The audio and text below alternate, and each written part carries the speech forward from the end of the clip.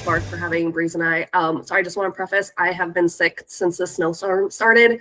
So I'm sorry if I sound congested and if I start coughing and sneezing, I am so sorry, but I'm still not on the mend yet. I'm really excited to see everybody. I'm Lonnie, thanks for joining us and everything. I'm just gonna start off by giving some of my background so you can kind of see where I started with and how I kind of got into this position that I'm at right now. And then I think Breeze is gonna do the same afterwards. Long story short, I'm originally from California, Northern California, Sacramento area, if anybody's familiar with that, specifically the Rockland-Roseville area. I grew up playing music. I played multiple instruments while I was in school. My grandfather's a musician, so I kind of always had that little music in the background. I actually, as Amani said, I am an alumni from UNH. I graduated in spring of 2015 with a music industry degree with a minor in business management. While I was there, I also did the UNH Study Abroad program in Tuscany at the Prado campus. I was the second class to go there we had to go with a bunch of criminal science, justice majors and music majors. So it was a really interesting group. But it was really cool because I got to spend the whole semester just eating pasta and listening to opera and just exploring. So it was amazing. My music industry career started essentially when I was in college. My first internship was for a local music venue that was literally just run out of this tiny little church in town. After my freshman year, I asked them if I could just come back and just help them with whatever they needed. So they ended up hiring me as their booking intern. So I booked all the artists that came through that summer. We put on multiple shows, made money. It was really great. I got to really start interacting with artists at that point and just kind of getting a feel for the local music scene. After that, I did an internship with iHeartRadio as a promotions intern over out of Hartford and what's the other town that they have one in? Gosh, I can't remember the name of the town. It's been so long. Anyway, so I was a promotions intern for iHeart, worked a bunch of events, learned about production. Every Friday we would do a radio show. So I got to edit and work as a producer for that radio show that literally just ran for certain hours out of this tiny little town in some sort of like mountainous area of Virginia that I think maybe only 1,000 people heard. That was pretty cool. So after that, I took another internship my senior year with Reservoir Music Publishing. If you guys are familiar with them, they're one of the largest indie music publishing companies. I took that in New York. So I interned there for another semester. I did royalties and licensing. So I got to learn all about royalties, PROs, what it means to license music, how to get license requests done, and just basically really just getting my foot in the door with publishing. That led me to actually want to pursue a career in music publishing. So after I graduated in 2015, I went back to California, started looking for work. I ended up getting a job for an indie music publishing company called Real Music Works. If you're familiar, they actually have an office out here in Nashville, right near East Ira Studios. They hired me as a royalties coordinator. I did that for about 8 months and I got really bored really fast. I did not want to be essentially an accountant. It wasn't my thing. So I actually ended up getting poached by another company, which in Los Angeles, which was basically Lisa Vanderpump's like nonprofit dog foundation. So I ended up doing that for a couple months. And on that side of things, I learned how to, basically work in a nonprofit space. I helped put together the gala that they do for fundraising. I only was there for a couple months and decided I needed to get out of this. It wasn't my thing. It wasn't fulfilling what I wanted to do. So I took one of the first jobs I could get, which actually ended up being at a law office doing family and adoption law. I did that for about 18 months. About 6 months into that, I decided I want to go back to school and get my master's degree. I really missed music and, I figured this would be a good time to really figure out what path I wanted to go on in the industry. So I got into USC. I got into their Master's of Studies in Law program, which is like a program built for people working full time in whatever industry that they're in while taking courses at night. So I did that for about a year and a half. And one of the first courses I took actually was a copyright law class. And I absolutely fell in love with copyright law. I thought it was so fascinating and it's so complex and there's so many different layers to it. So after I started doing that, I started looking for jobs in the music industry, specifically focusing on copyright. I actually ended up getting a job at Universal Music Group while still getting my degree out of their corporate offices in Woodland Hills, basically working on their copyright registration team, which meant that we registered all of our assets, audio and visual, that were released in the US through all of our labels. So it'd be Republic, Island, Def Jam, all those fun stuff. So what was really cool about that is I had access to all these agreements that all these artists had. So I got to go into our system and basically just read what deals all these artists got, from like Logic to, you know, Blink-182 to, couldn't see Taylor Swift. Taylor Swift is very much like, need to know, you cannot have access to anything like this. But I did get to see a lot of high-level agreements and see some of the negotiations that they went in on that. So I was there for about 4 years doing that. I graduated with my master's in winter of 2018.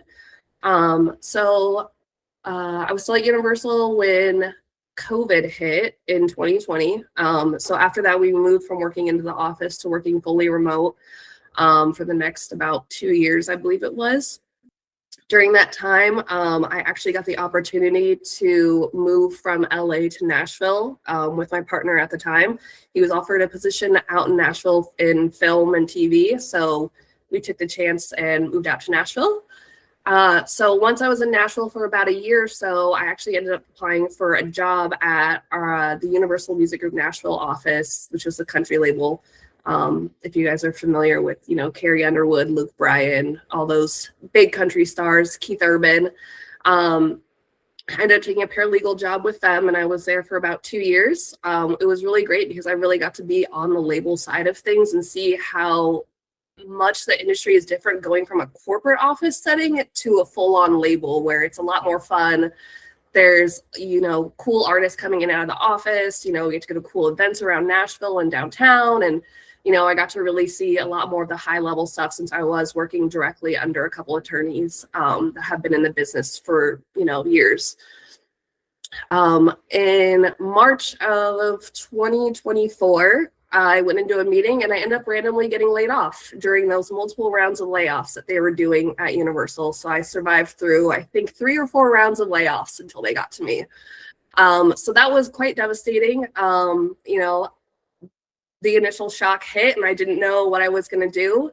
By the end of the day, though, I was just like, you know what, this is just the way the world is going to go. And I'm just going to, you know, pick myself up and figure out what I want to do next. And funnily enough, the next day I was meeting up with Breeze. Breeze and I had known each other at this point, I think, for at least like 2 or 3 years. So we'd always just kind of kept in touch. You know, we would just hang out, talk about music stuff, talk about Nashville, you know, kind of what we think. So the next day I went and hung out with her and she goes, "Hey, Taylor, I have an idea for this business." And I go, "Oh yeah, well, I just got laid off. So let's just work on that." So that's how we kind of started with Differently and Harmonize artists. I ended up having a trip planned to Ireland for about a week. So I told her, once we get back, let's hit the ground running. By the time I came back, she had an entire business plan written out and ready for me to read. So within about a month or 2, we had the nonprofit side set up, which is Harmonize Artists, which is what I run. So I'm the founder and executive director, which means that I basically oversee all of our operations, the business development, you know, taking care of the accounting, administrative side of things, making sure we're in compliance, making sure all the board members are up to date, you know, selecting the board members, all that fun stuff. So I've been doing that now. We've been doing this now for about almost 2 years. So in that time, we've done a lot. We've started a 6-month artist development award that we do every year, where we basically let anybody who's not signed to a label come and apply for this program, where if they win, they get 6 months free artist development through Harmonize and Differently. So basically they get help depending on what they need and what we can offer them. So it could be things like content creation, it could be contract drafting, setting up an LLC, getting your stuff straightened out with PROs, basically just helping them. Sorry, my dog is barking. Basically just helping artists, become successful, get themselves set up as a business and knowing what they need to know, like, with taxes or, making sure that they're not taken advantage of is kind of our primary goal. Especially because, I'm sure you guys have seen there are so many people that try and take advantage of artists nowadays by making false promises, false claims, saying that they know this, that, or the other thing, and they really don't, or they have XYZ connection. If you pay them X amount of money, they'll guarantee this, that, or the other thing. And a lot of times it's not true. And it's just kind of a scam. So that's kind of where we brought in Harmonize on that. We wanted to give independent artists an outlet and somewhere they could go where we could kind of almost vet people for them. So let's say if somebody's approached with an iffy deal for like a management company or something, they can go, hey, Taylor, can you or somebody else take a look at this? Let me know if you see anything that's out of the realm. And then I can usually go through it and then tell them XYZ, what I think about it. And then basically just so they can have somebody that they can go to and basically confirm the feelings that they're having, that if they're seeing a red flag, that it is actually a red flag and that they're not second guessing themselves. And also making sure that that FOMO really doesn't take over, the decisions that they make as an artist. That's kind of my quick spiel. Great. Breeze, you wanna add on? Yes. So I guess my background, I'm not from America. I was born in Australia. And that's where like I started making music. Oh geez. I was probably like 8 years old. I wanted to actually be a basketball player. And when I was like ready to join a team, I got really scared. Like the team I was gonna join was called the Panthers, and then that night I had a dream of this panther that was going to eat me. So the next day I was like to my dad, I don't want to play basketball. And then at that time, like when I grew up in the 90s, I would watch the Muppets all the time. And I loved Animal. So Animal from the Muppets was like always playing the drums. And I was like, I want to do that. Like, I don't even know what that is, but that's what I want to do. So I started drumming. That's like my first love. And then from there, I would do like producing, and I'm come like from an Italian background, so I got like a lot of siblings. So I would get my brother to like play an instrument, so then we could play in like together in the garage. Like, so we would get all our instruments and just play like our favorite songs. And then from there, we would go play out and about. And then from there, we were like, well, this is actually kind of fun. And we would watch like the Jonas Brothers, Hannah Montana. So like that was kind of like our sort of exposure to, oh, here's what's possible in the music industry. Like you can actually go out and do this. So I would say from like about 12 years old, that's when we would basically just go out and tour. Like I was just in the routine from about 12 till 27, 28 of just like write, record, release, tour. And we would do that all independently. We would tour like all through Australia, all through America. We actually played in Africa, in Uganda. We actually built a stage in this oval, like local oval, and we had like 30,000 people just coming over the course of like 3 days just to come like see us play music. And we were actually raising money for a few of the orphanages that were there. And that was a wild experience. I was like 14 at the time we did that. And as I got a little bit older, and we would start kind of experiencing the music industry more. So like with labels or managers or all of that, touring agencies, that's where I would kind of get a lot of my experience, was either through friends that were in bands that were getting like screwed over, or just like also just, being able to like craft a career. Like that's where I would get really interested in, like, how does a band actually go from the garage to how I see it, like the Jonas Brothers or all of that? Like, how does that actually work? Because there is a formula. So I was really, really interested in the business side, but I would also loved like creating and producing and, writing music. I loved learning, you know, about an audience. Like, who are these people that are like tapped in with our music? Like, what does that mean apart from like just the song's good? So, you know, who are these people that we are talking to, and what are they connecting with, and how do we grow that? How do we nurture that? So the branding side of things. So we opened 2019 was like a really good year for us. Like we had some really awesome supports here in Australia. We opened for Nothing But Thieves on their Australian tour, and then we opened for Catfish and the Bottlemen. If you don't know who they are, they're like these really big rock bands from the UK. And we did that all independently. We didn't have like any music industry like support with that. That was all just like, you know, we would just approach people and message promoters and just like really figure it out. We would fund like all our own tours, like all of that. And then COVID hit. We at the time, like I wasn't too like sad about it, but kind of looking back, it was like actually impacted me a lot because I had been in this routine of like actively touring since I was 12. I don't think I had more than a month off of like going out on the road. So 2020, we had already sort of planned that we would spend more time making music and diving into our production. So we weren't going to be playing as many shows. So it was good for that reason, but I also didn't realize there was that kind of like, oh my God, like where is the world going? Because at the time when it first happened, particularly in Australia, like we had really hard restrictions. It was just kind of like this up in the air, like, will we ever tour again? The thought at that time was the music industry is completely dead because there's no touring. All we're going to do is like release music on Spotify. Like, how are you meant to like really connect with an audience? So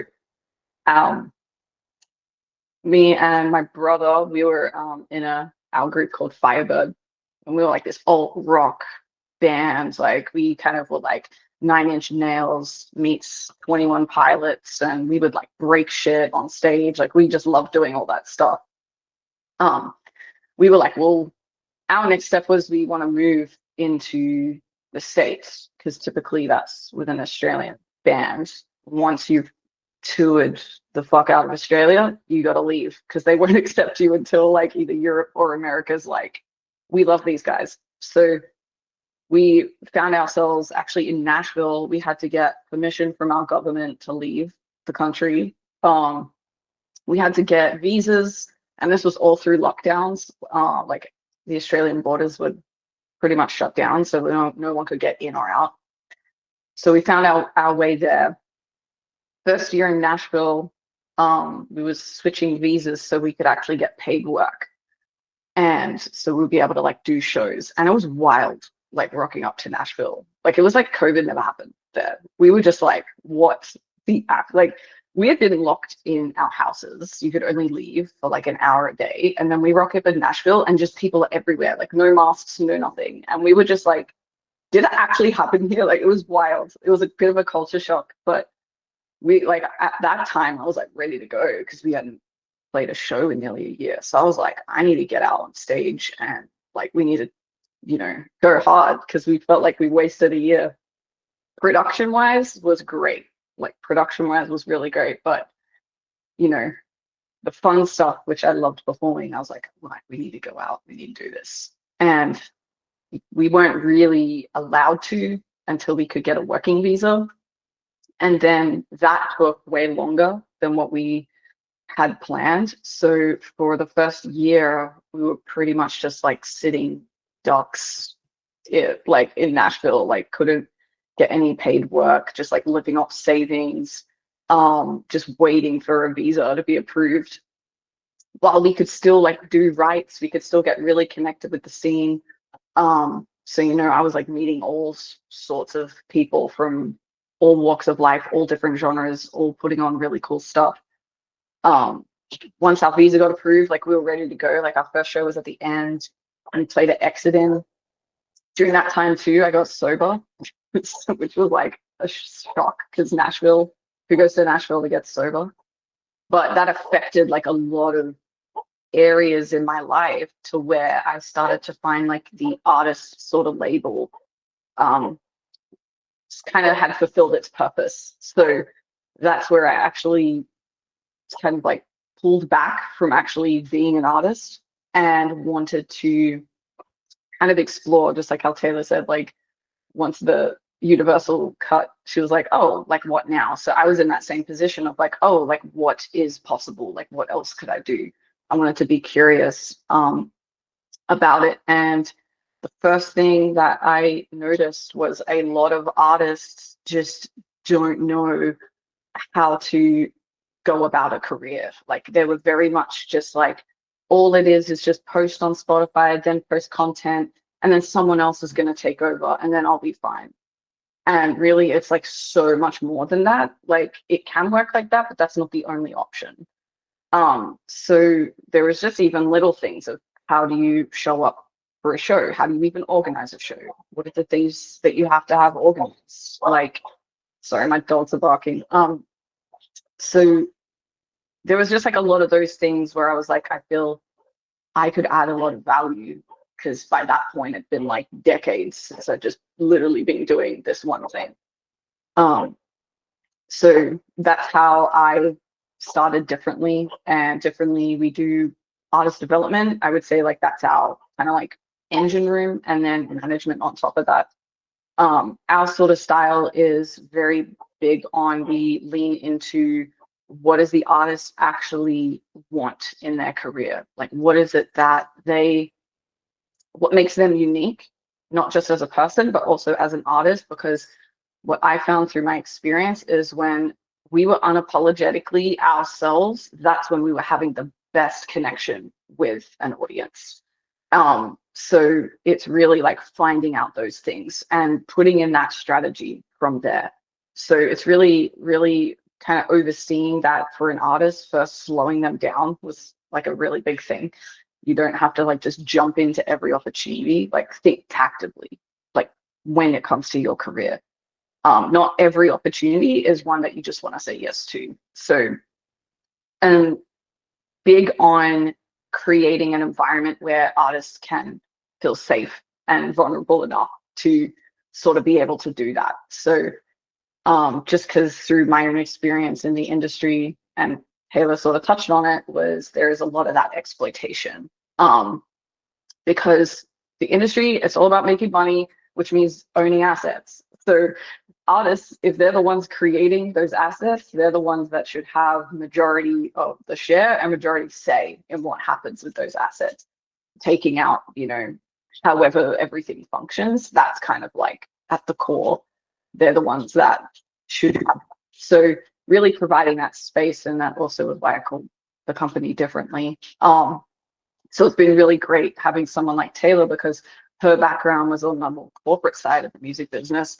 Mine was like from the streets kind of music industry. So we're able to kind of like find that happy medium to where, you know, on my side of it, I can see where artists can get too caught up in how to make it and how to do it, and then not want help.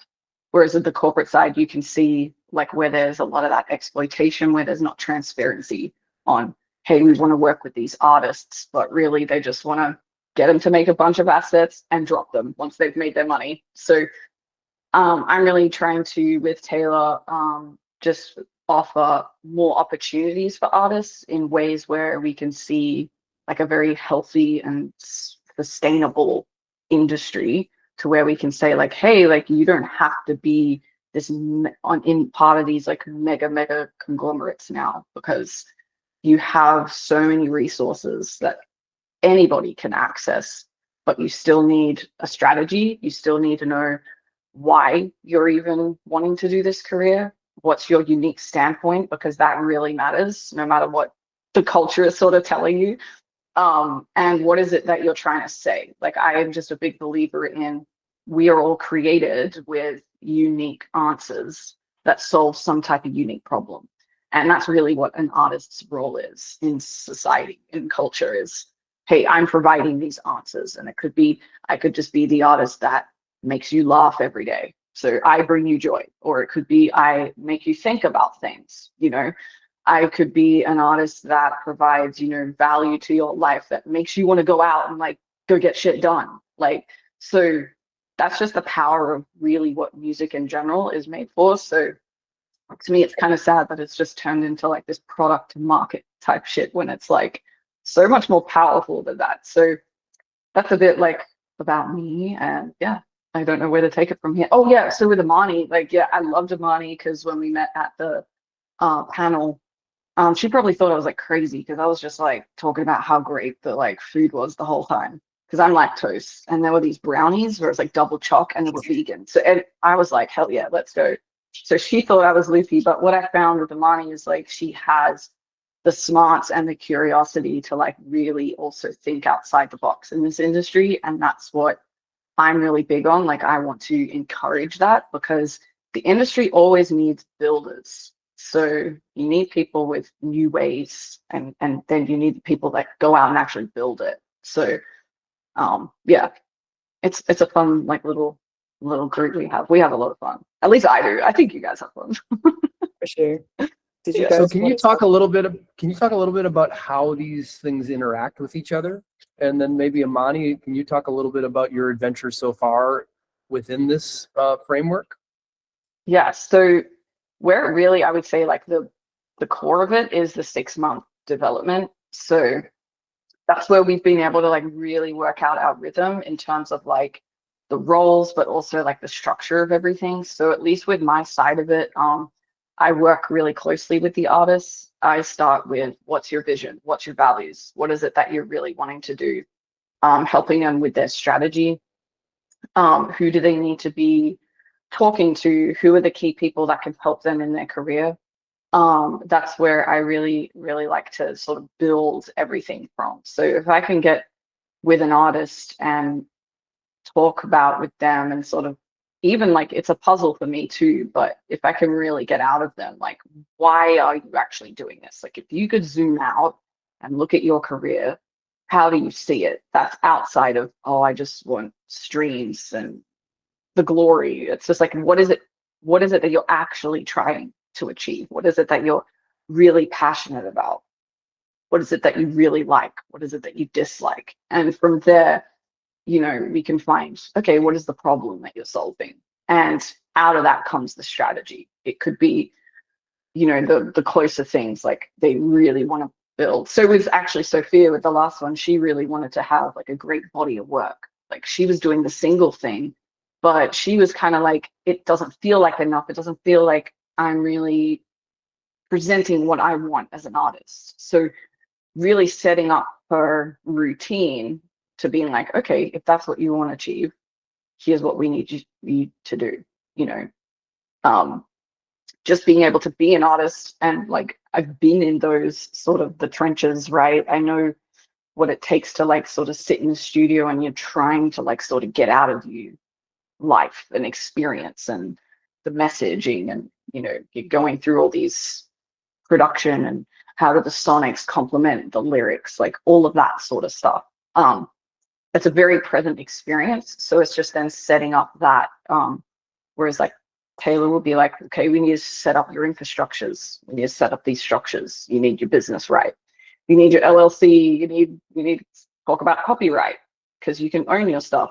It's not just putting it on, a streaming platform and then getting, whatever. It's like, no, you can actually own your stuff, get that piece of paper, right? The structures of the fan building. So that's something that we do as well, is setting up all of those structures of, okay, so you're not just doing a release rollout. What's a release revenue? How are you, artists have so many different revenue streams, and it's just like we need to build out these channels. So as you're releasing, as we're doing shows, as you may go viral over here, or you might get this opportunity, your actual infrastructure of what makes up an artist's business is actually there. Because, platforms like TikTok and making all that is great, but it's rented views. It's not real audience. But if you can lead them to somewhere to where the artist can like own that data, then that gives them a lot more leverage down the line. So in the management side of, the management side of things, Yeah, so the management side of things, like I have something to actually negotiate, you know. Yeah, you're talking about first party data, right? In other words, the idea that you want to take people from the viral networks to a destination, ideally a website that you control where you can collect first party data and build a relationship directly. That's kind of what you're talking about in Yes. that? Cool. Pretty much. So if you get an email or a number, you actually have now knowledge of who this person is. Like you can access them. When it's just a view, like you don't know. When it's just a stream, you don't really know. So how are you meant to nurture these people that are giving you their attention? You know, because the way these platforms are sort of set up is heavily into discovery. And what I've just found is like, well, how are you meant to nurture a conversation if it's all just about discovery?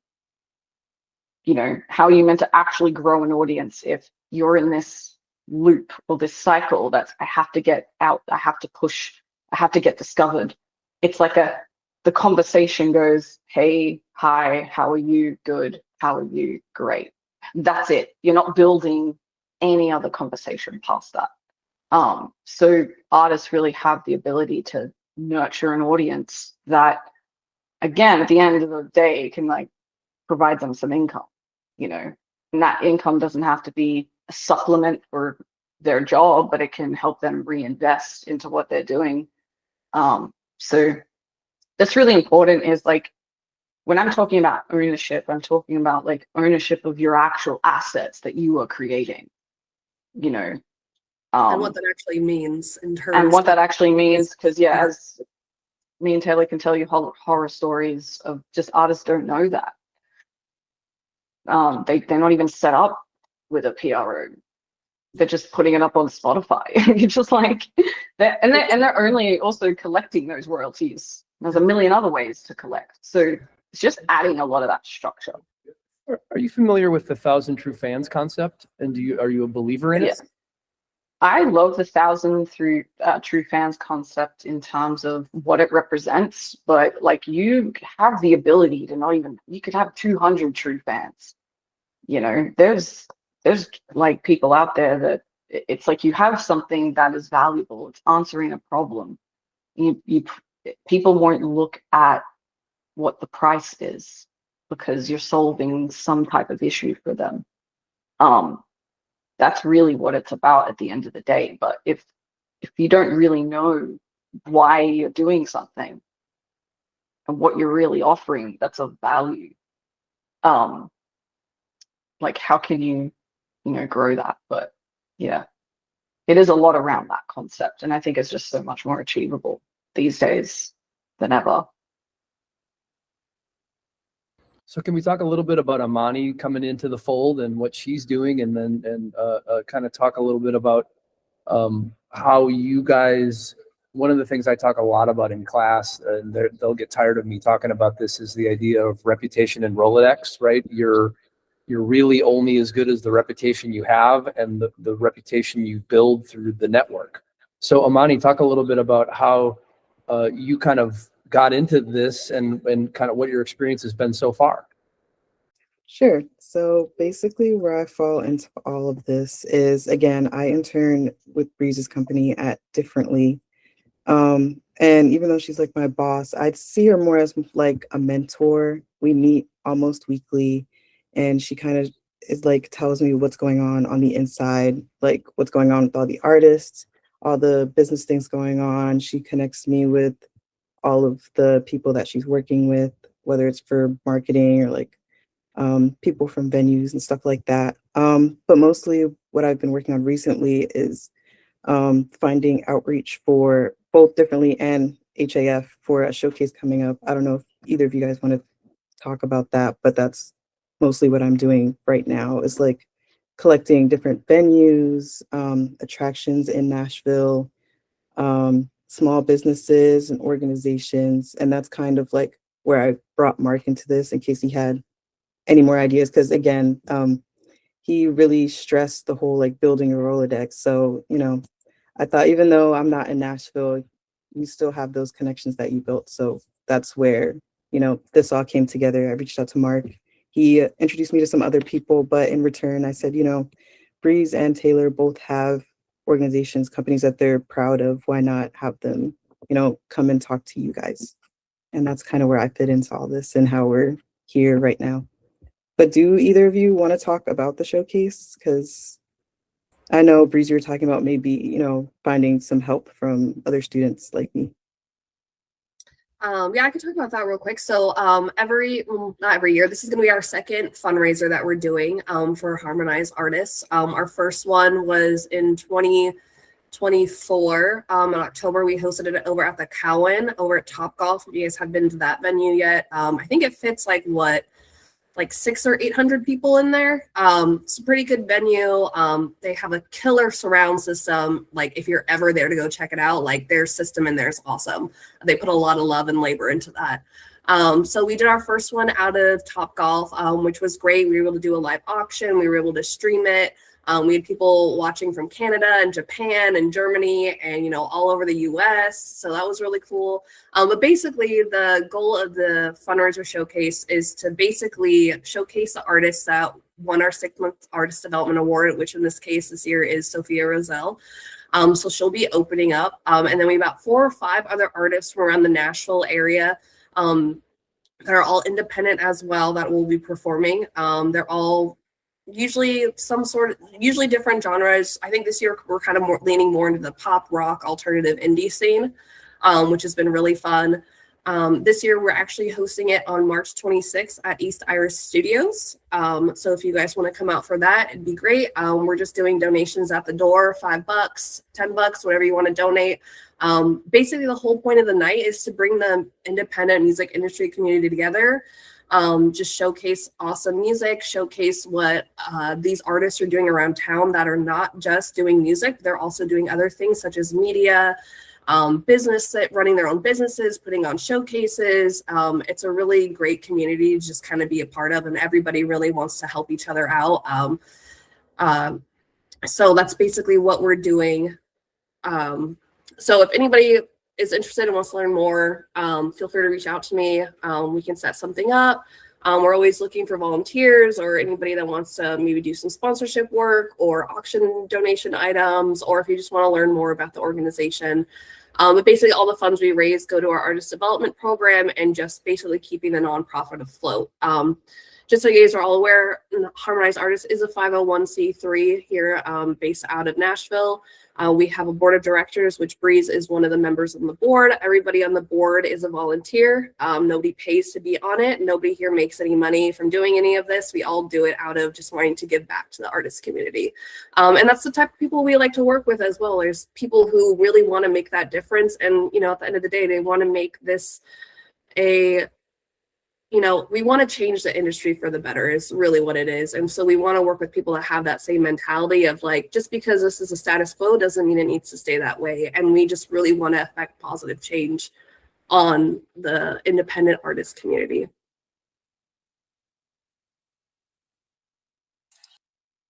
Cool. So let's pause here and see if anyone has questions. Don't be shy, y'all. I know it's 2-dimensional. I don't know if this might be a question for you, Mark, or like anyone really, but what was that? You mentioned the 1,000 true fan concept. What is that exactly? I'll let Taylor or Breeze take that one. Breeze, do you want to cover that since I feel like you've explained it 10 million times to our artists. So, I mean, Mark, you could probably add on, but from my understanding with the 1,000 true fans is that for an artist to have a sustainable career that can kind of like cover all their expenses and give them a little bit more, you only need like 1,000 people to be able to do that. And in that, it's kind of working out the math of like, if 1,000 people could give $100 every year and you're splitting that through the revenue. So it could be through merch, through ticketing, through whatever. If you have 100 people, 1,000 people doing that, there you have, enough money every year to where you can run a sustainable career. I don't know if I butchered that, but that's from my understanding. But really what I was saying, like, I love the concept of that because it's just so achievable and easy in terms of how we decide, how we actually help artists is really building that infrastructure. You know, do you have merch, but you need a merch store, you need a business bank account to run your merch store, and then which means you need your LLC. So it all sort of like ties together. And then you go top of funnel, how you know, sending people that are interested in supporting you, where are the options? And that can go a million different ways, because content, like, you know, I don't know if you guys doom scroll on TikTok or Instagram, like you can be there for hours. So, but really the 1,000 true fans concept too is like they're people that are actually connecting with what an artist is doing, and it's not through gimmicks or through hype or through, you know, like manipulation. It's like, no, I actually am connecting with this artist. So for example, like with Firebird, people were connecting with us because we were speaking about a lot about, like, you know, it's actually a lot of what kind of like differently talks about too, is like, you know, really go live the life that you were created to live. Like, don't allow people to sort of like dismiss you. You know, you have things inside of you that are like meant to come out. So go and do it, go and chase it. So that's how, and yeah, so that's how we would know a little bit about our fan base. And that's how we would nurture that connection. So yeah, that's the 1,000 true fans concept. I was kind of thinking like it can be less, because, you know, there's just so many ways an artist can promote themselves. It doesn't have to just go through the like traditional ways. There's artists that could, like, you know, do their own, sell their own courses, like singing lessons or like whatever. Like, you have something of value like that people can use. So there's that too. We were talking about this earlier in the first part of the class was about brand, and we were talking about the notion of sort of personal brand and professional brand, and that if you do that correctly, your personal and professional brand should really be the same. They should come from the same place. Mm-hmm. And when you think about artists and the idea that really is, you are the, for lack of a better way to put it, you're the founder and CEO of the organization. And sometimes you have a small organization, right? Maybe just the band, or you can get really big and have a big organization. When I worked for Pearl Jam, they employed over 100 people, and they regularly employed on an annual basis 40 or 50 people in that business. And so talk a little bit about the idea of how brand plays into everything else you're talking about, from the top of the funnel all the way down to building that relationship with those 1,000 or more true fans.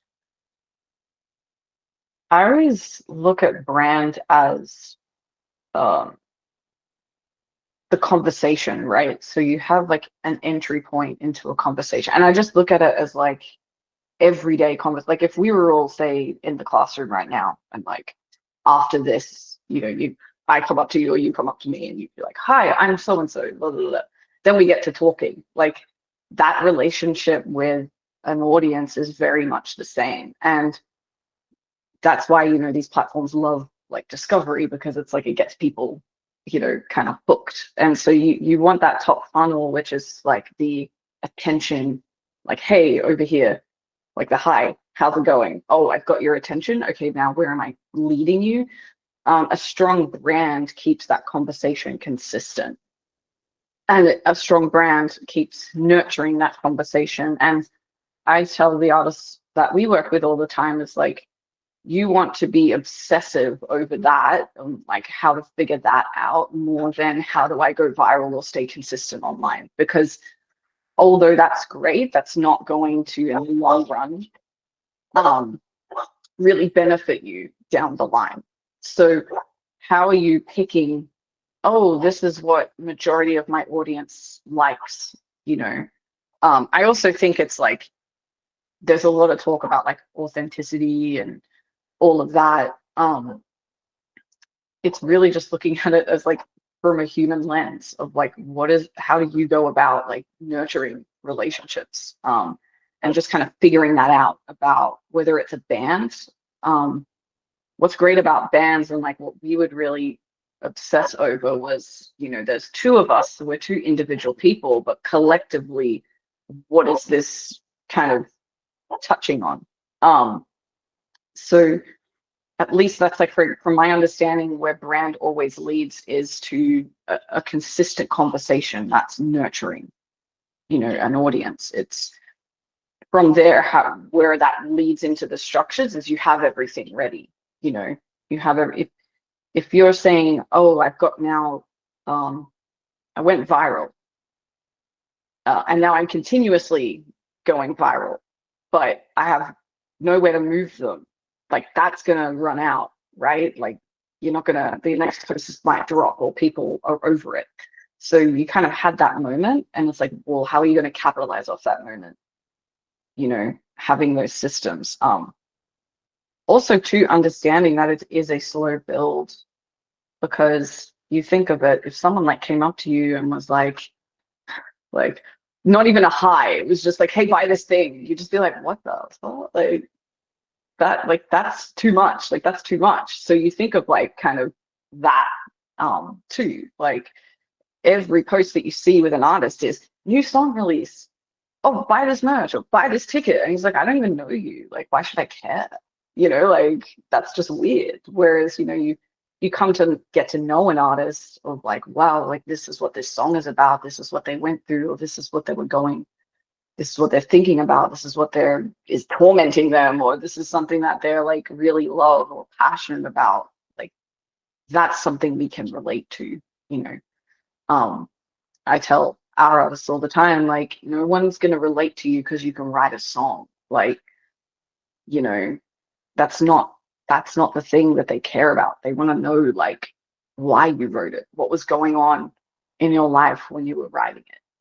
You know, what is it? Artists really are a mirror to whoever they're connecting to. They're a mirror of, I was one way and now I went through something and this is me on the other side. Like they really are a picture of hope, like transformation, you know, and that's what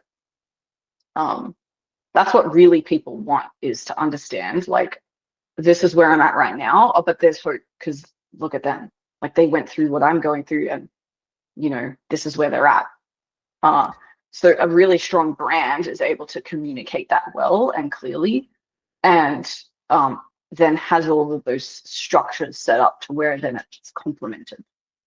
But I think also with what Breeze is saying too, as well, as timing is everything too when it comes to this stuff. Yeah. You know, a lot of artists that we've come across, they just kind of want to, like Breeze kind of alluded to, was they just kind of want to put things out on social. They want to make music and put it out immediately without really thinking of a plan.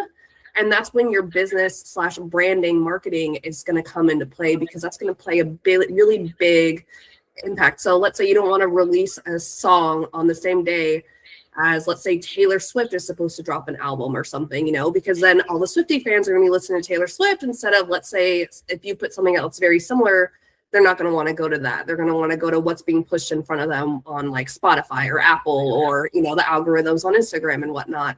And it's just really reframing the shape of mind of the artist of like, you're not just an artist, you're a business and you're a brand and you're somebody that other people are looking to, and knowing how to play off on that timing really well. You don't want to, you know, release a song about gun violence and, you know, it's a really bad timing and then, you know, pisses off a bunch of people, or vice versa. You could release a song about something as controversial as that, and it could have you go viral for all the best reasons.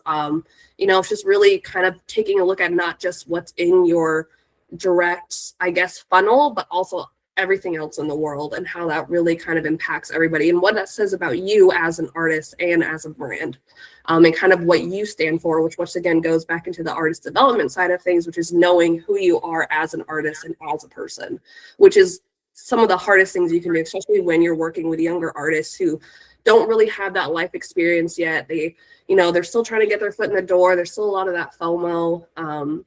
So just kind of navigating all of those different things while also trying to switch now your mindset of being like, okay, I'm being a songwriter, producer every single day, to now, okay, I got to put my business hat on and really think about, you know, planning out my strategy and, you know, releasing and timing of everything to make sure all my ducks are in a row. Yeah.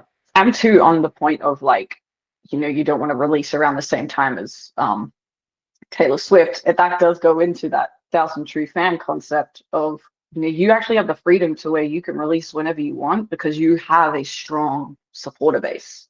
So really like setting yourself up to have options in your career to where you don't feel like, you're restricted, because that is really the landscape of the music industry, right? Is there's so much resource out there to be able to really create and do and plan and strategize however you want.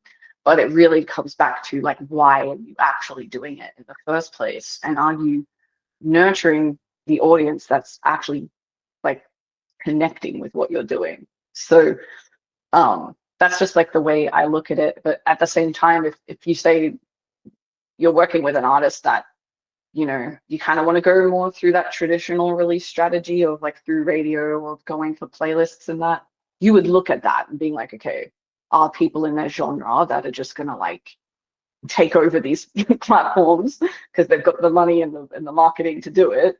Is this a good time? But yeah, I also don't really know the nature of like those platforms anyway. I think like they've kind of been taken over anyway. So I think more creative ways to, promote your music, promote what you're doing. Like, I think we're kind of in a really interesting time where it's not about, getting access to these resources. It's more about like who has the better ideas on how to use them. Other questions, y'all?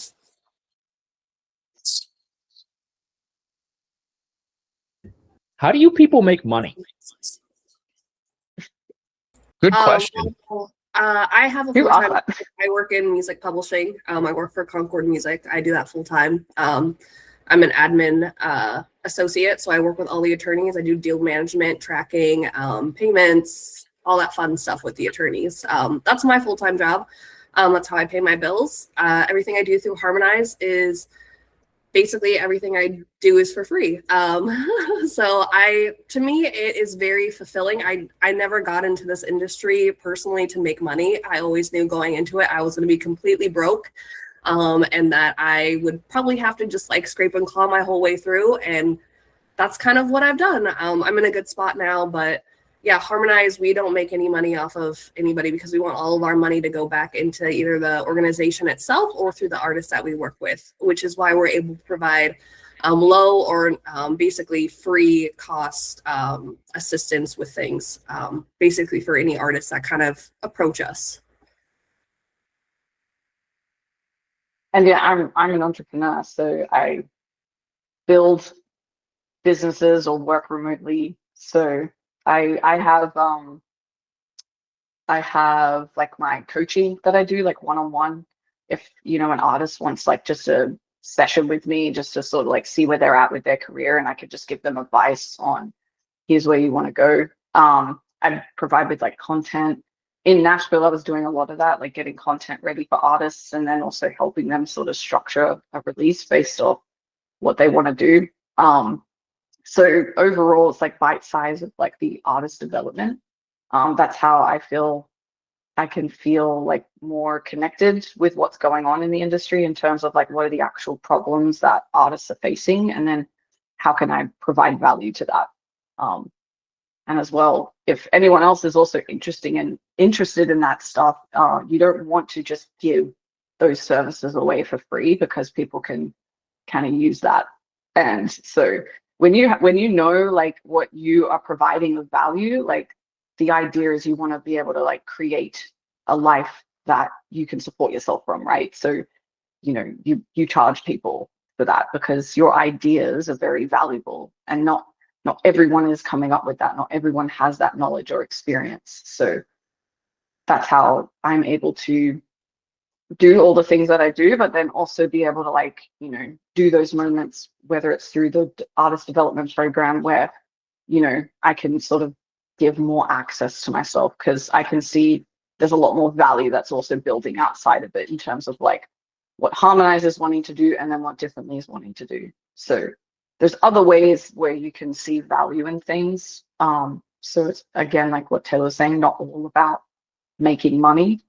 And Mark touched on it. I have that saying too, like your network is your net worth. So really understanding how to navigate those things, so you don't want to be an asshole to people. You also don't want to be entitled. But you really understand that like building relationships and building things with people can actually take you way further than if, you had $1 million in your bank account. Because both Taylor and I have seen stupid amounts of money go to dumb things because people didn't really want to understand why they're doing it. And then the artist gets, left out at the end. So they have everything paid for, but then they aren't making money to be able to sustain it. So that's where I'm like passionate about, is how do artists actually monetize and get a return on these investments, whether people are investing in them or they're investing in it in themselves. Who also asked that question? Because I did not see. I was like, I think that was Alvin, wasn't it? Yeah. Alvin is sitting with Samantha, but it's not oh, Samantha. okay, cool. It's Alvin. Yeah. How do you make money, Alvin? I'm That's a a college good question. I have debt. You got That's college how debt. I sell my soul to the financial aid office at the University of New Haven. Yeah. Well, Well, I feel like you're not done you could, selling it, right? yeah. No, not You yet. still got. Well, I feel like you're also in like a really, really good position. I told Amani this too. I'm like, you're in like a really, really good position because you get access to all of these things, and you don't have to wait till you finish college to start like whatever it is that you see yourself doing. Like I would say, like just start it now. You don't have to wait till you finish. It's all like trial and error, and that's like with Taylor's story that I love. Like she just kind of bounced around everywhere till she found the actual thing. Me, I was doing like one thing and then was like, hang on, now I'm feeling restricted in it. Now I feel like I'm in a position where like everything I'm doing right now, like I love, like I feel I can actually provide that value. So, don't think of it as like college debt. Like, you want to have the right mindset to things and really go out and get after it. It has an 18% interest rate. Yeesh. Well, I can. One thing I won't say it quite this bluntly, probably very often, but I would also say that if you are doing something that you don't think is valuable, you should maybe stop doing it. Exactly. I'm really under that belief because I think there's something, I don't know. I grew up in a very sort of different time to this now, and I can understand there's so much pressures because social media present things in a way. And I do feel for like you guys in the sense of you're looking at the landscape of the world and so many things are coming at you to where you're like, what actually is reality? Like what are the actual things of like, how am I meant to navigate through these things? And that's something I'm just very passionate about. That's why I love, working with Amani, and like any of you want to like do what Amani's doing, like just hit me up because I want to at least provide some like good value to what you're doing, to where if you are in a place where you're like, I'm so unsure on what I want to do, but I have these ideas of what I might like. It's like, well, let's talk about it. Let's make it happen. That's what I do with the artists that we work with all the time. It goes back to what is your vision and what are your values? Like it always goes back to that. And it sometimes may seem like you got to be stuck in things, but really like you don't. You really don't. You just need the support or even just the validation, being in that environment that like allows that encouragement and has that support. So Other if you don't questions, have y'all? it, yeah. How do you feel about AI in the world of music and that going on right now? But look at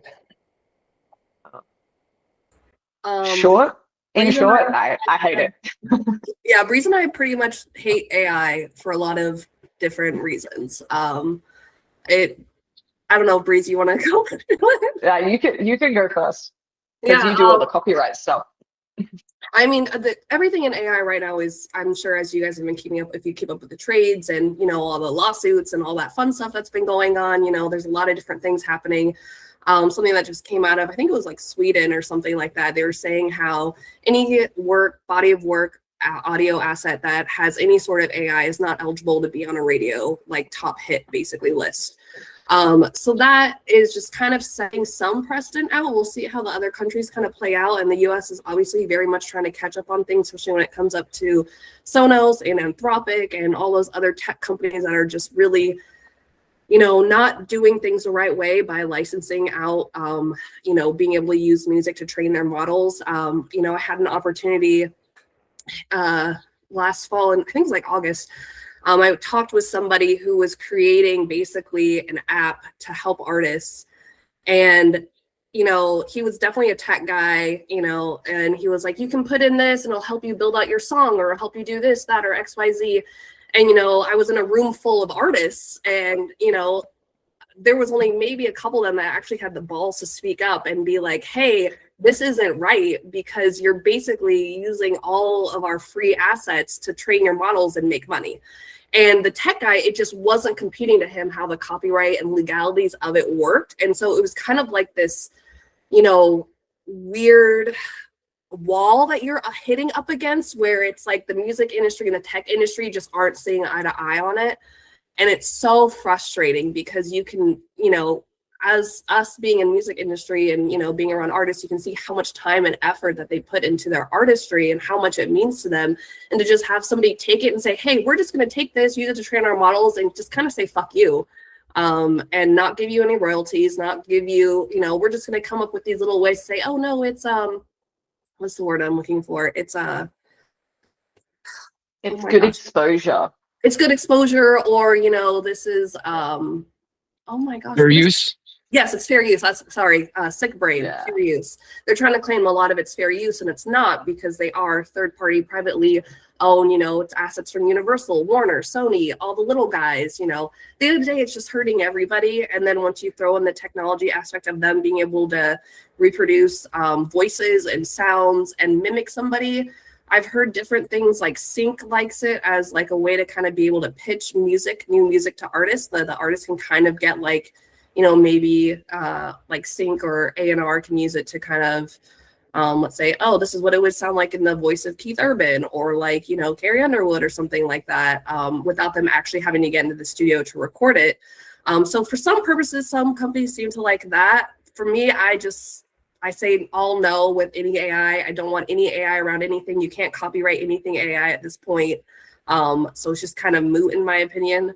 Until they kind of get the laws figured out. And then especially with all the different lawsuits happening at this moment in time, it's just, you know, it's fluctuating and we'll just kind of see how the laws can play catch up.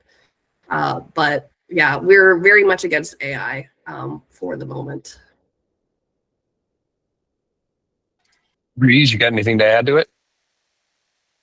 Yeah, I think when it comes to, I mean, AI has been like used for a long time, I think, before everyone sort of found out about it. Like, I think it's been used for quite a few years. At least where I land is, I just think it has no place in the creation of music or art or anything like that.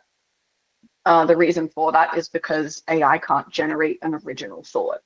So even if there was a law that could allow copyright, it's still being stolen from people. Like, it doesn't come up with it on its own. And I think that's maybe where there's a disconnection with it. But it can be a useful tool in terms of it could make editing music a lot quicker. It could make just even like when you got to comp vocals. So in terms of like those sorts of roles within the creation of content or music or whatever, I can see where it can help. But I don't really listen to any of the lackeys that go, oh, this is so innovative for the music industry and blah, blah. Like, no, it's just a bunch of greedy people figured out how they could make billions instead of billions and billions, even trillions. And just from like what I know about like startups and the way that world works, the music industry has never really supported artists. At the end of the day, it's always been a moneymaker. There's people within the music industry that support it, but the ones that can make like the actual changes, you see them doing licensing deals, which again, I can't work that out in my head. but I think it was something that sort of came out of nowhere, so it's going to feel a little unstable. But for now, we tell artists like just stay away from it, because anybody can just take it, put it on a piece of merch, or take it and sell it elsewhere, and you can't come at them for copyright infringement, which means then you can't go and collect. So another thing too is, it's the thought, it was fleeting. It was around, oh, at some point everyone's going to be making the same song. Sorry, like, what really use is that? At some point we're all going to be writing the same books. Like, you can see it's all over in captions and everything. Everyone's sounding the same. So really, I think, you know, as creatives, we're meant to really scribe what's really going on and what our thoughts actually are. AI doesn't really have that ability, but it can be very useful in terms of in the production line of things. That's where I'm sort of at with it. But yeah. Oh, the terms of service on a lot of these platforms too, like with Spotify or even TikTok, how they've updated their terms of service is kind of interesting conversations around really, should artists be putting their stuff up there, because basically the terms of service are saying to use these platforms, you're agreeing for us to promote without your permission, you can't monetize off it, but also they're going to be training their own AI models. So it's just kind of a very interesting conversation that you got to have with artists, which I don't think like we've never had before. Yeah, and then I think so- to me the question then becomes, if you're not going to put it there, where are you going to put it to expose consumers to it, right? That's it's an interesting dilemma, for a lack of a better way to put it, and it's been going on for a long time. Back in the day, because I'm the old guy in the room, you know, MySpace was the place where people went to find the fish, right? To Mhm. try to move them from those other places into their own kind of domain or world, or whatever you want to call that. It's the same game today, but the platforms have gotten way more sophisticated, and there's way more money at stake. Yeah, and you know, there's massive amounts of people, like money being invested. So the people that kind of run those things, they're just interested in getting their investment back. They're not interested in what actually really goes on within the apps. And that's why, you know, guys like Suno and Udio and that are able to do what they do, because they're not actually interested in the technology. They just were able to grow a massive database, kind of freak out an industry and get the buyer that was the most freaked out. So therefore 4.5% stake in the company, they walk away with millions, you know? So when you're sort of looking at it of like, that's their business model, that's their intention. But I also think too, like the question that you said is like, well, where does an artist put their music? And it's like, well, that's the fun part. Like, if an artist is in the right mindset, you go figure it out. You know, like, this is where we can innovate and we can almost create other ways. Why does it have to be streaming? Why does it have to be these things? Like, who said like we have to do it that way? We don't. We don't have to do anything. It was great till it's not so great anymore. You know, just even the trends. There was like a report that came out, and streaming growth is actually going down, and the majority of people are listening passively. So if you have your business hat on, why would you want to put all of your investment in going to get people to stream your music when it's like not really an active market anymore? So it's kind of, again, knowing your audience and knowing what they want. Yeah, one of the questions I have for you guys, and I'm just, you know, it's a curiosity on the artist development side, is how do, you know, in a world where there are so many consumption options, right? There are thousands of channels, subreddits on YouTube. There's just so much to consume, and music historically kind of not only was part of culture, but in a lot of ways set or defined culture. And it feels like music has evolved in some ways in a good way, in the sense that it's more readily available. But that ready availability combined with all the competition for attention, how do you build something that really stands out in a market where there's so much competition for attention, for listeners or viewers?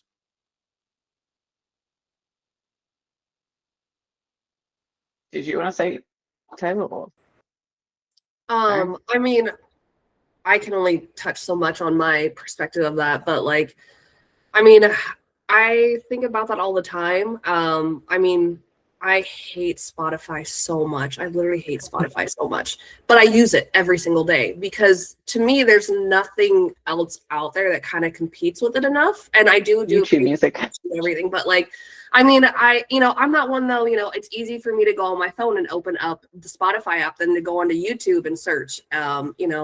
It's all about that, how accessible it is. But, also at the end of the day, I'm looking for something that is going to compete with Spotify, but actually give the artists that I support fair rates, fair royalties and splits, and not doing this weird bundling crap to try and, get them paid less than they are making even now. Sorry, I kind of lost my train of thought. But do you want to touch on that, Breeze? What was the question again? How does an artist sort of compete with? How do you stand out in a sea of so many, not only music options, but all content options? I mean, you can also take a look at those, like we go back to the 1,000 core, like hardcore fans concept. Look at artists like, Brandy Carlisle, who's been around for like decades. And, she released an app because, that's a way to bring her fans, her hardcore fans can go to this app and they see Brandy Carlisle's music, her tours, her content. It's all kind of built in one spot. But right now we only are really seeing the mega artists do that stuff because they have the backings of, like Universal or Sony or one of those majors that have the technology and can invest in that technology for their artists to kind of, hone in on those fan bases. And so I personally think if we were able to do something kind of more like that, then we can kind of start having more curated, personalized experiences where those artists are kind of making that money and they are connecting with those fans that actually are going to be the ones buying that merch, buying those concert tickets, etc. Yeah. So it's like, again, it's like not just putting all of your efforts into discovery, because that's just a fleeting moment and it's not a sustainable career. But also knowing that like the digital world is like a very small part of the world. Like you also have like the actual world, So again, it's like you don't just have to promote your music in a digital format. You can now have the ability to create new experiences. And I think that's going to be an uptrend. There's going to be a lot more live performance or just pop-up events. I'm really big on artists need to collaborate so much more than they already are. And, whether that's they collaborate on songs together and just create experiences for people that it's also valuing their time, like what is it that is interesting about you? And I think there is this sort of like lie that like you're not interesting if you be yourself, but like really you are. Like if the more an artist really is themselves and they don't even have to be like unapologetic about it. Like you can be still really nervous to be yourself but still do it. Like I was like that all the time throughout our whole career. Like half the stuff we did, I was like, oh my gosh, we're not going to be like really well received with this stuff. And it was always the shit that I thought when we're like throwing instruments around and breaking shit, and like we thought that would be too confronting for people, but that's what actually attracted people to what we were doing. That's why we would kind of lean into it. And like, it's just these things of like, again, understanding like what is it about you that people are connecting with and lean into that. And there's also the whole real world out there. Like, and look at it as I have so much time to delegate. Where am I going to get the most return? And if that's like literally you start your own like private group chats and you allow people in there, and that's just where you spend most of your time with your content, or you find like just in Nashville, right? Like, oh, let's meet up every now and then, just talk music, or I want to like share some stuff that I'm working on. you know, like it's just like thinking outside of the box of like what you're being told to do that actually works. You know, again, that's you're nurturing that conversation. So I think someone put up their hand. Yeah, Samantha. So when you talk about the fact that like the real world and stuff like that, but in the idea of pop-up events and like just doing anything like that, in the reality, it's still digital marketing because you can have those Yeah. pop-up events, but you need to do that. So it's just more so the fact that I just don't fully understand what you're saying, but the digital is truly just like what the music industry is today, which sucks and everything like that. But in reality, like pop-up events or live concerts are so inaccessible today for the average human being. For instance, Harry Styles tickets went on sale. He has a 30-show residency at MSG. There's no reason that the cheapest ticket I think available for me today was $800 if you have a 30-show residency. But in reality, it's all, so those like live real world events it's all funded through digital marketing and through the idea of you have to be able to access it digitally. And it is so exclusive as well. So I just don't like fully, it might be, I just don't fully understand what you're saying in that sense. Yeah, I could see what you're saying in terms of like, you know, these bigger artists that can like, they have to have higher price tickets because they got more people they got to pay, right? I think the question was more around for an artist coming up, how do they get people to their shows? And I'm suggesting that pop-ups, there's a lot even happening in Nashville that's happening every single night that is all community based, right? And it's kind of like the more you show your face, the more you're going to get to know people. That's where actual true connection grows. And that's how people talk. They tell you this, they come to this show, you show your face. And not being transactional, right? Like you want to genuinely go out there and make these connections. You're not going to other people's events to go, oh, now I got this event, come pop up here. You know, it's the more that you can actually get connected within your local scene in real human ways, like conversation, face to face, that's what actually helps you grow. Then how do you capitalize on that? How do you follow that up? How do you keep expanding that? You know, a guy like Harry Styles, like he had a very different career path. He went the whole, let's go on a show, Simon Cowell, put him in a boy band.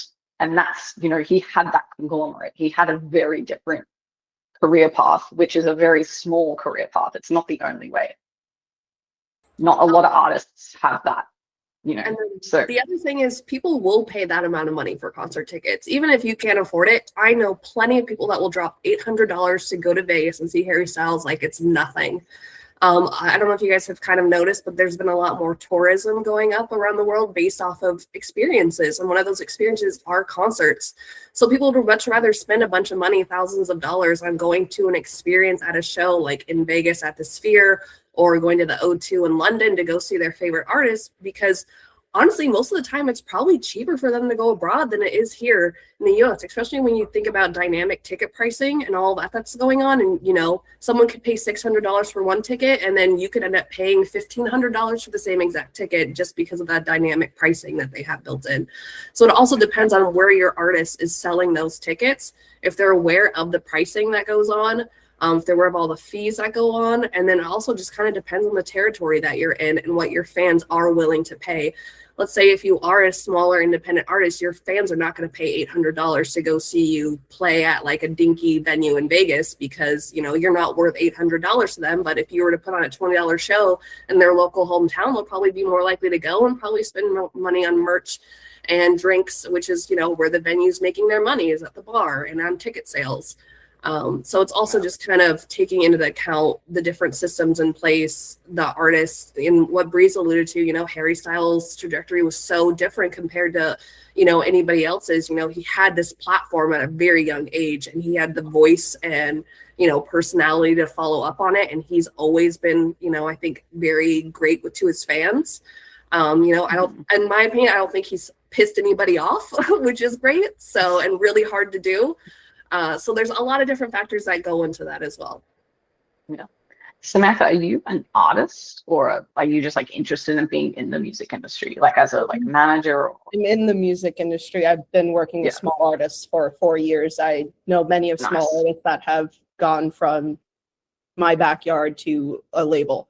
So Like, it's more the fact that I have seen how they utilize social media and how they will go. And one of their biggest things is that they have the private chats and they have their like join my exclusive whatever Instagram messaging group chat and stuff like that. And they have the Patreons and they have the Bandcamps and everything like that. But at the end of the day, that is how they make their money, because they have to utilize that so heavily so that way they can book that show down the coast. yeah, like I agree with you. You can use social media. I just think it's not the only way. Like, you can actually get out within your local city, especially a city like Nashville. It's very easy because it's an industry town, but there is a lot of things happening to where you show up to those things. Like, a lot of my connections came from just rocking up to artist night every single Monday night. And that's where I made probably majority of my connections. And you get talking, it's not the only way. I think it's just finding that healthy balance, because, you know, it's getting harder now to really find your people online. I don't know if you've heard of like the dead internet theory. Yeah, so at the end of the day, like, just relying on views and pushing things out, or just only relying on that as a way to promote what you're doing, it's, you know, it's only sustainable to a point. But like, actually talking to people and getting out and about and building those relationships, like, that is a huge, like, that's valuable as well. So yeah, I think artists should, you know, create their own pop-ups and collaborate on a lot more shows, and just think of other ways to like really connect with people, that and also cross genres. Go connect with people in other genres. Like, that shit's cool. Other questions?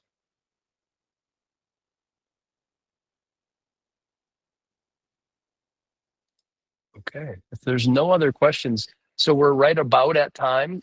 Breeze, Taylor, Amani, are you willing to let everybody connect with you? Can I share your email addresses? Okay, great. 100%. Thank you so much for the conversation and hearing your stories. It's Amani, thank you for taking the initiative. I